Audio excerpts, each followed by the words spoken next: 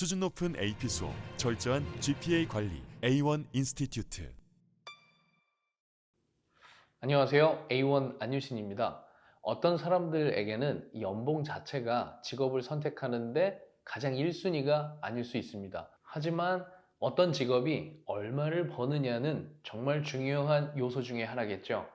이번 2023년 요 근래에 새로운 전공별 연봉 순위가 나와서 소개해 드리려고 영상을 준비했습니다.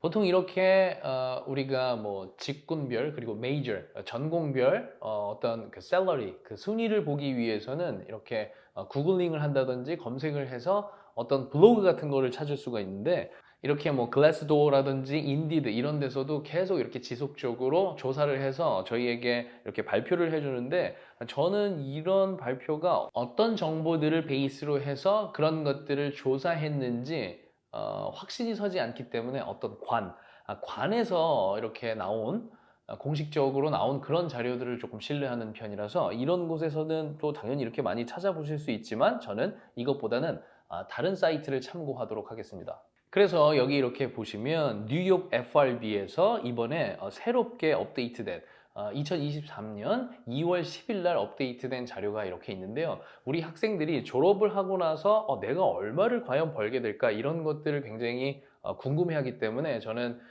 어떤 직업군에서 전체 평균으로 하면 우리 학생들이 생각하는 것보다 굉장히 샐러리가 높을 수가 있습니다. 왜냐하면 뭐 20년 이상의 경력을 가지신 분들, 그런 분들까지 전부 다 합쳐서 뭐 미디언 웨이지 뭐 이런 식으로 자료 조사가 돼 있게 되면 너무나도 높은 임금이기 때문에 오해를 할 소지가 있거든요. 그렇기 때문에 이 자료에서 어떤 것들을 제가 좀 주의 깊게 볼 거냐면, 일단 어떤 블로그나 그런 것이 아니고 이렇게 공식적인 자료이기 때문에 제가 좀 신뢰를 한다고 보시면 되겠고, FRB에서 자료 조사를 한 거, 그리고 보시면 이렇게 최근에 업데이트 돼 있는 자료라는 것도 확인하실 수가 있고, 저는 우리 학생들이 그 대학교를 졸업하자마자 받게 될 연봉과 가장 가까운 데이터가 될, 여기 보시면 미디언 웨이지 얼리 커리어, 이걸 기준으로 해서 순위별로 뽑은 자료를 보여드리면서 설명드릴 거예요.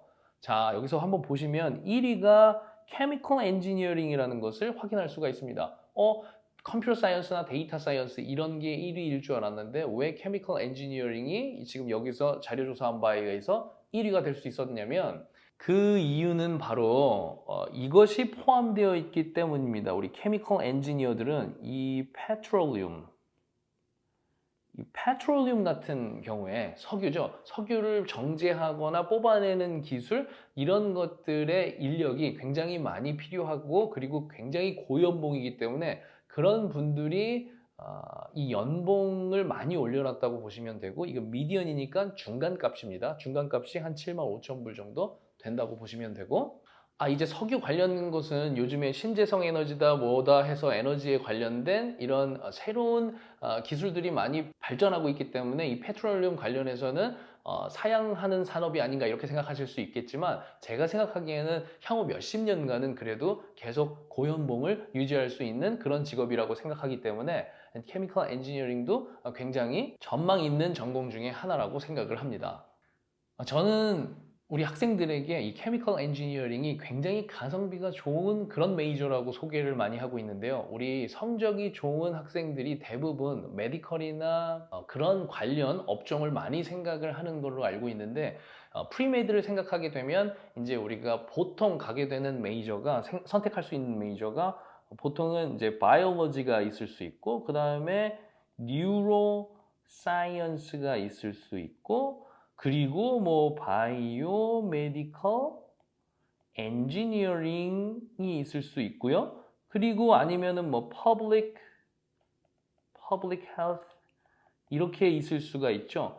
이런 것들을 생각을 하면서 지원을 하게 되는데, 여러분들도 아시겠지만 이런 메이저들은 전부 다 프리메드를 염두하고 지원하는 메이저들이기 때문에 굉장히 컴페티티브하죠. 입학하기도 굉장히 어렵고, 그리고 우리 아시안들이 도전을 굉장히 많이 하다 보니까 되게 패킹 돼 있어요, 사람들이. 그런데 이 메이저들 말고 지금 제가 말씀드린 이 케미컬 엔지니어링 같은 경우는 이들 메이저들보다는 제가 경험한 바로는 들어가기가 더 쉽습니다. 우리 학생이 꼭 메디컬을 지원하고 싶다 했을 때는 케미컬 엔지니어링은 그렇게 썩 좋은 메이저 선택은 아닐 수 있지만 꼭 메디컬이 아니고 다른 선택들도 많이 열려 있다 하면 이 케미컬 엔지니어링을 지원했을 때는 그래서 이렇게 세부 메이저에 따라서 본인의 연봉이 이렇게 크게 좋게 이렇게 결정 날 수도 있다는 것을 염두하셨으면 좋겠고요.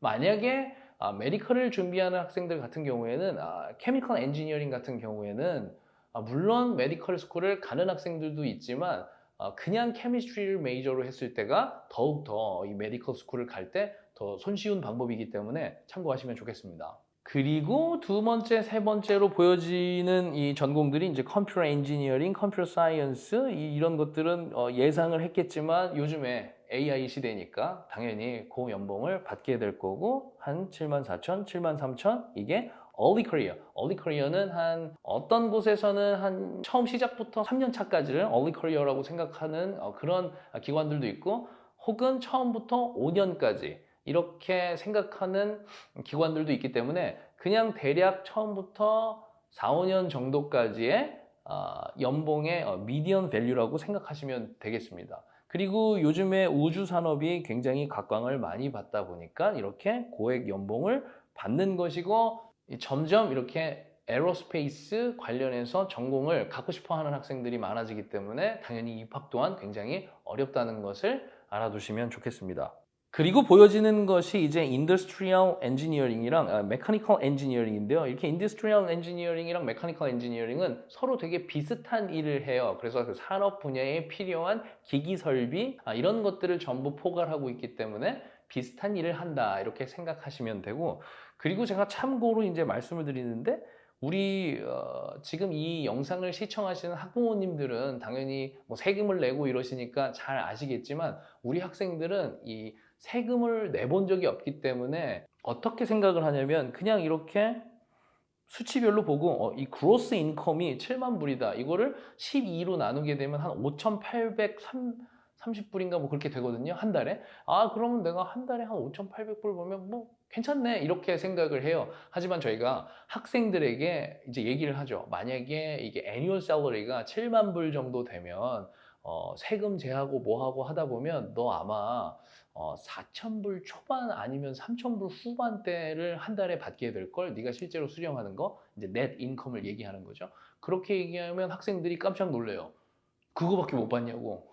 우리 학생들이 왜 그렇게 자꾸 생각을 하게 되는 거냐면 전체 어떤 직업군에서 전체 평균을 항상 이렇게 많이 매체 같은 데서 보여주기 때문에 20년 이상 되신 분들은 막 연봉이 엄청 높고 이런데 그런 분들도 다 데이터에 들어간 거라서 평균이 엄청 높아지는데 사실 이렇게 지금 early career 그러니까 처음 일을 시작했을 때부터 한 5년 정도 사이 안에까지 그러니까 한 3년 정도 그랬을 때 이 정도를 받으면 상당히 고연봉인데 우리 학생들은 본인의 이상이랑 이런 실제와 굉장히 괴리가 크다는 것을 제가 말을 해주면 그때 깨닫고 굉장히 놀랍니다. 그래서 우리 학생들의 바람처럼 아마 한 달에 그래도 적어도 나는 5,000불은 그냥 내가 이렇게 넷 인컴으로 쓰고 싶다 이렇게 되려면 우리 학생들한테 그러면 아마 애뉴얼 샐러리가 너가 9만 불이 넘어가야 될 것이다 이렇게 제가 설명을 해주면 우리 학생들이 놀라곤 하는데 저는 그런 것들을 좀 설명을 자세히 해주는 편이긴 합니다.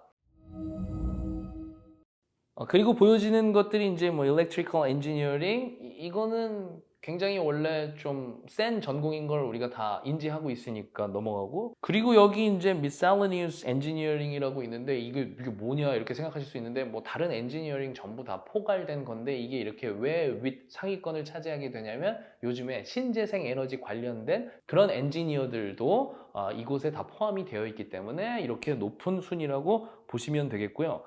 여러분들이 이제 이게 보시다가 보면 위에는 전부 다 스템 계열이죠. 스템 계열이다가 이 비즈니스 애널리틱스를 처음 이렇게 보시게 돼서 드디어 스템 계열 아닌 전공이 나왔구나 라고 생각하실 수가 있는데 이 비즈니스 애널리틱스가 뭐 하시는 분들이냐면 우리 회사 안에서 있는 데이터들 뭐 재무적인 데이터라든지 아니면 뭐 매출도 뭐 재무에 포함되니까 그리고 어떤 소비자층이 뭐 소비를 하는지 이런 전반적인 전부 다 그 통계적인 것들을 기반으로 해서 CEO나 CFO가 뭔가를 결정할 수 있게 그거를 시각화해서 보여주는 사람들이라고 생각하시면 되는데 이제 CFO 같은 경우는 뭐 Chief Financial Officer 뭐 이렇게 생각하시면 되니까 그 재정 담당 Chief라고 보시면 되고 그러니까 그런 분들에게 의사결정하는 데 도움을 주기 위해서 시각화한 자료를 주게 되는 거니까 이런 분들은 주로 메이저를 뭐 비즈니스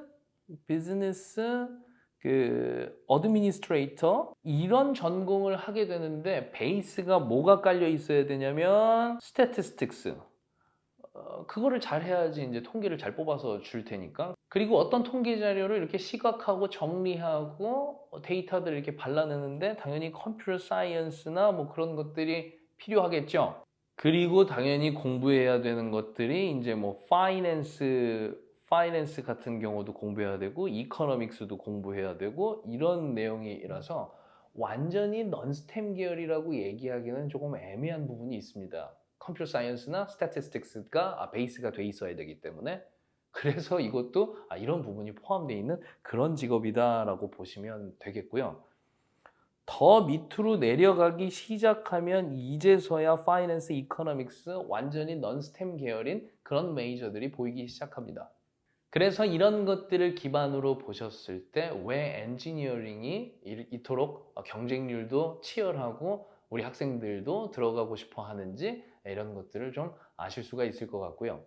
여기 보시면 의대가 빠져 있죠. 왜냐하면 이것은 undergraduate 스튜던트들이 할 수 있는 메이저에서 샐러리 순위를 꼽은 거기 때문에 당연히 의대는 그 다음으로 진학하는 거니까 의대가 빠져 있어서 의대 부분도 또 한번 보여드리면은요. 여기도 자료를 어디서 뽑아온 거냐면 이 US Bureau of Labor Statistics 전 이렇게 관에서 뽑은 자료를 좋아한다고요. 그래서 여기서 뽑은 자료이기 때문에 조금 더 공신력이 있는 자료다 이렇게 보시면 되겠고 이 의사 직종들은 early career일 때 그때 데이터를 뽑는 게 큰 의미가 없습니다. 왜냐하면 인턴 레지던트 지나가면서 굉장히 박봉이다가 진정으로 의사가 전문의가 되셨을 때부터 굉장히 많은 수익을 내시기 때문에 그 early career 데이터를 뽑지 않습니다. 의사들은. 의사분들도 워낙 편차가 많다 보니까 여기서도 데이터 뽑을 때 이렇게 뽑을 거면 데이터를 왜 뽑은지 제가 잘 이해는 안 되는데 다 그냥 이거 이상이거나 비슷하다 이런 식으로 해서 뭐 순위가 크게 의미가 없다고 생각하시면 되겠고 아까 보신 것보다 이렇게 숫자가 큰 이유는 전체 경력을 다 포괄하는 그런 것에 대한 평균이기 때문에 이렇게 기준 자체가 아까 보여드린 표랑은 많이 다르다 이렇게 보시면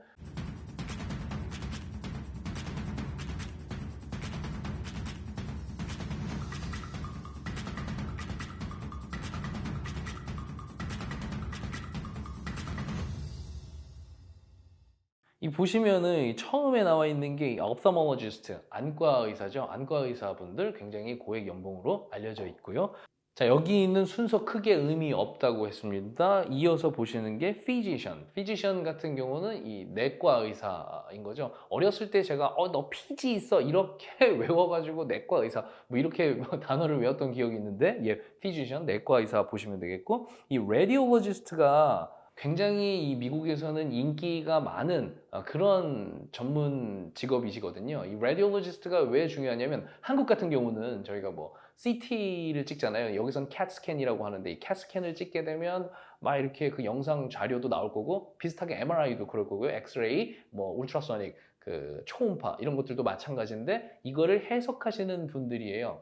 한국 같은 경우는 전문의 종합병원에서 의사를 만나면 컴퓨터 화면에다가 이렇게 보여주시면서 너가 여기 이렇게 신장이 있는데 여기 이렇게 돌이 있다. 제가 신장 결석이 좀 있었어가지고 돌이 여기 있다. 막 이러면서 보여주시고 설명을 해주시거든요. 근데 여기 미국은 어떠냐면 그런 뭐 캣 스캔 이런 거 스캔을 찍죠. 그러면 이 레디올로지스트가 자기의 소견서를 그 전문의에게 보내고 그 전문의가 그 소견서를 보고 설명을 해주니까 저희는 이 환자 같은 경우에는 이 영상 자료랑 데이터를 볼 일이 별로 없어요. 그리고 그 전문의가 그냥 이 레디올로지스트한테 받은 의견 가지고 당신은 지금 여기 부분에 암이 있습니다. 수술할 거니? 이제 뭐 이런 식으로 물어본단 말이죠. 그래서 제가 약간 미국 의료 시스템을 좀 잘 안 믿게 된 결정적인 계기가 뭐 그런 거였긴 한데 아무튼 그래서 그 영상 자료를 보여주면서 그 페이션트에게 환자에게 이렇게 설명을 해주기보다는 이 라디올로지스트의 의견을 보고 설명을 해드리기 때문에 이 라디올로지스트의 역할이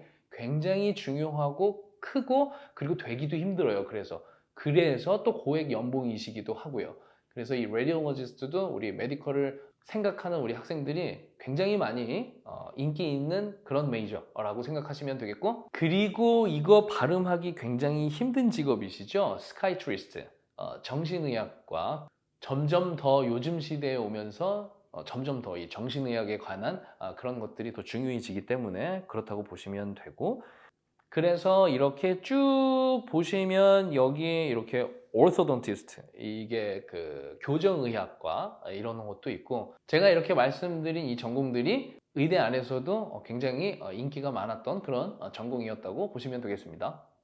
저는 아무래도 학생들을 지도해야 되고 그리고 학생들이 어떤 메이저를 선택해야 될지 대부분 잘 모르고 있습니다. 저도 어렸을 때 잘 몰랐고요. 그래서 우리 학생들에게 조금 더 도움을 주고자 이런 것들을 좀 자주 살펴보는 편인데 2023년 2월 10일 굉장히 따끈한 자료가 나왔기 때문에 한번 소개해드리는 시간을 가져보고 싶었고요.